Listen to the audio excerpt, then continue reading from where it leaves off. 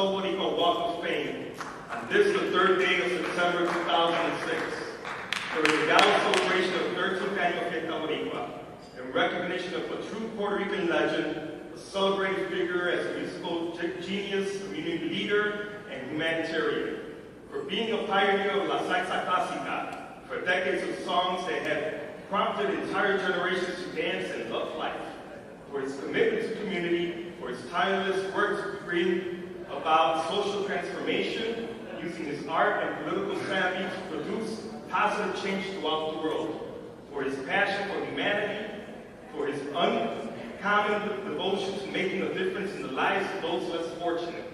We render homage to his humanity and humility, his love of life, and for his fellow human beings. He has truly fused his musical talent, his commitment to community, and his political activism into an extraordinary, multifaceted career. La salsa tiene muchas expresiones, pero Willy será siempre un gran ejemplo de lo que compone la salsa puertorriqueña. Presented today by all of Willy OCASIO on behalf of the 13th Annual Fiesta Boricua and the Puerto Rican Cultural Center, Juan Antonio Correje.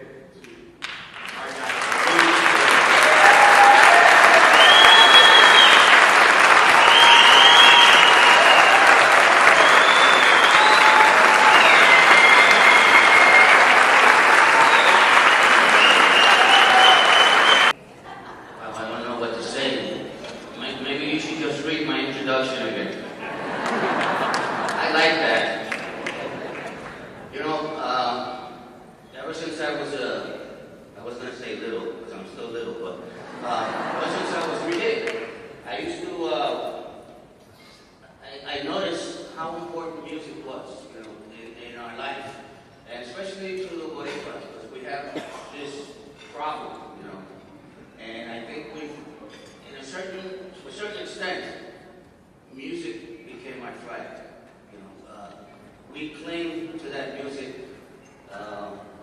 and the proof of that is, that whenever I've run for office twice, and I've had no money, and I didn't really know what I was doing, but man, I always got a lot of votes because the people would come out for the music. They will come out for music, so it just means something, I'm troubled lately from the frustration I feel about people really not knowing who we are and what we've done.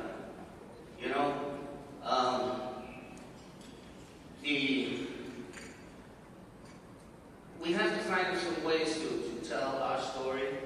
I mean, yes, sí, somos Latino, but we're different, We were here at a time, N.P.R.C, where, we were like the cannon fodder. We were like the infantry in the beginning of all of this stuff. I mean, I'm in New York, and the other immigrants say, I don't know what's wrong with Puerto Ricans. Si aquí, en este país, cualquier trabajo es un oficio.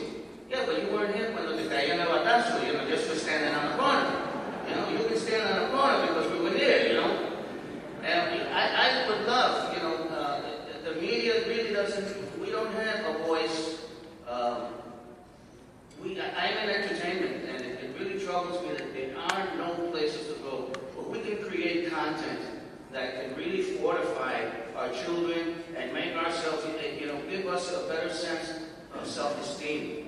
The only examples we get are negative examples, and in all of these sitcoms, Puerto Rican, just the word Puerto Rican will make you laugh. It's kind of a joke, And I think we have to find some way to change that, In a way, we've been lazy about that, and we really haven't addressed that. We can't let people keep representing us in that way, because we start becoming that mirror they hold in front of us, and we start feeling that way, and our children do.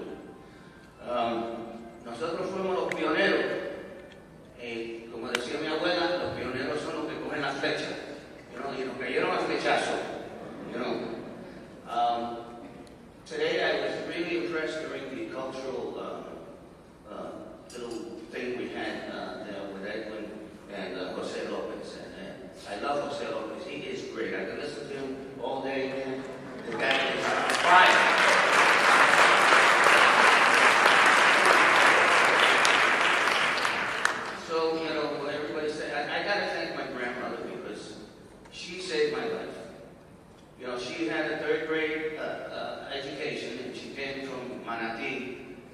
not even the town of Manatee, you know, between Ciales and Manatee, I've been to a place that, you know, I can't even market.